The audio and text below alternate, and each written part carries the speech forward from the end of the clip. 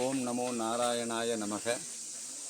அகோபிலம் நவ நரசிம்மர்கள் கொலுவீற்றிருக்கின்ற புண்ணிய சேத்திரம் அகோபிலம் சேத்திரம். நேற்றைய தினம் இங்கே வந்து கீழ அகோபிலத்திலே தரிசனம் செய்தோம். அகோபிலம் ஸ்ரீமடத்திலே தங்கினோம். இன்று அதிகாலை எழுந்து அகோபிலம் மலைப்பாங்கான பகுதி நவ நரசிம்மர்களை தரிசனம் செய்வதற்காக இப்பொழுது மலையேற்றம் அந்த பயணம் நடைபெற்று கொண்டிருக்கிறது.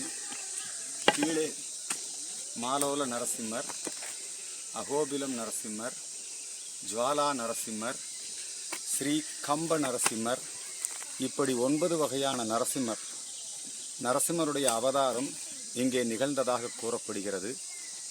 அவ்வளவு புனிதமான மலை. பரமசிவனே நரசிம்மருடைய உக்ரம் தணிப்பதற்காக உக்ரம் வீரியம் மகாவிஷ்ணு என்கிற மந்திரத்தை சொல்லி இந்த நரசிம்மரை துதித்திருக்கிறார்.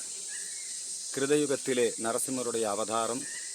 அதனைத் தொடர்ந்து திரேதாயுகத்திலே எம்பெருமான் ஸ்ரீ ராமச்சந்திரமூர்த்தி வனவாசத்தின் பொழுது இங்கே வந்து நரசிம்மரை பூஜித்ததாக ஐதீகம். அதனைத் தொடர்ந்து மகாபாரத காலம் பஞ்சபாண்டவர்கள் இங்கே வந்து நரசிம்மரை பூஜை செய்திருக்கிறார்கள்.